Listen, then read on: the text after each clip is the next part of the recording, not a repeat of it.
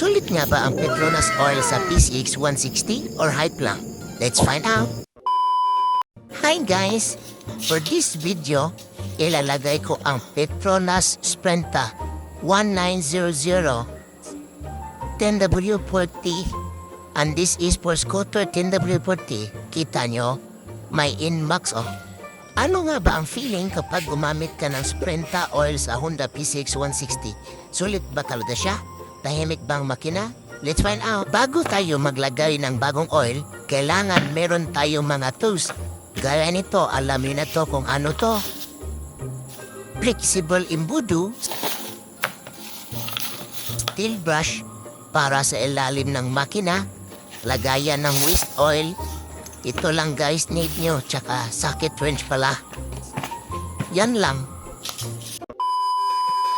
Ito yung Petronas Sprenta 0.8 liter or 800 ml guys. Reminder lang guys, standard change oil ng PCX 160 is 0.8 liter or 800 ml. This oil is for scooter 10W40, fully synthetic. Tingnan niyo sa picture guys, my scooter guys. Tools natin guys, socket wrench, gloves, pliers o long nose pliers, basahan, steel brush, lagayan ng waist up, pamuli, flexible imbudo. Mura lang to guys, mabibili nito sa Shopee or sa TikTok shop. A few moments later.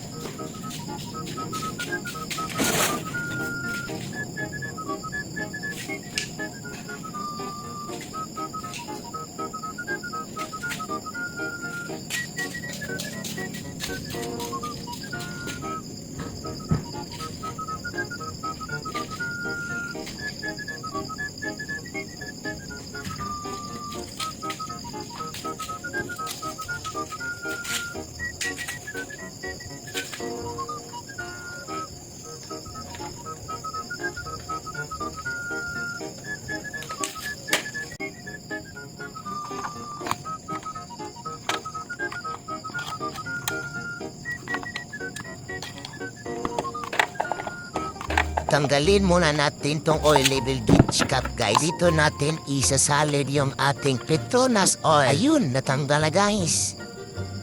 Check natin kung maitim na ba. Medyo maitim na rin ang ating stock oil. Punasan muna natin para ma-check natin ang ating oil kung bumawas ba. So far walang bawas. So far wala namang bawas. Goods pa rin ating stock oil. Odometer natin guys is 2,000 plus na ang takbo nito. Pero goods pa rin kahit na 2,000. Next guys, maglagay ka na pansalin sa waste oil. At itong 12mm para sa drain board. Steel brush muna para pangtanggal ng mga dumi o putik sa may drain plug.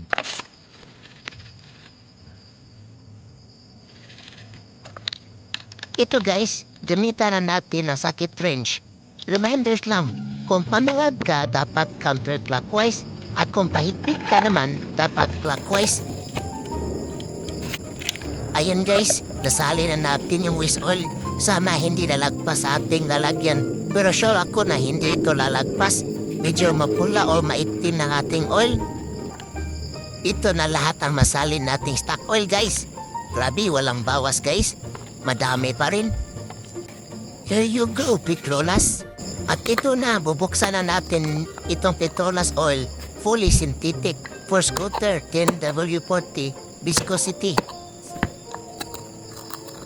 Tanggalin na natin yung label gauge at isalin na natin ang Petronas oil Sprenta gamit yung flexible imbudo. Sa pagsalin natin, dapat maingat po tayo para hindi masayang yung oil. Make sure salpak sa butas yung imbudo at hintayin natin na maubos yung oil sa kanyang bottle. Dapat walang matira na oil, ilagay natin lahat kahit tulo na lang. Lagay pa rin natin yan. Ayun, ubos lahat. Goods na to. Walang labis, walang kulang. Next, ibalik natin ang kanyang label gauge cap. Ugutin at tarongin. Mopagla. Moment of truth guys, check natin yung panel gauge. Ito yung odo niya guys before tayo ng change oil. 2,228.4 km na ang kanyang tinakbo. I-reset mode na natin para bumalik sa 0. Ayun, 00 na. At makikita nyo, blank yung EVG dash. Ibig sabihin, average pa liter niya, it mean back to 0 na din yung gas consumption niya. Basta bagong change oil ka. Off natin ulit kung na-reset. Ayun, successful. Paandarin muna natin ng ilang minuto yung motor para yung Petronas oil ay umikot sa loob ng engine. Overall, tahimik yung andar ng makina.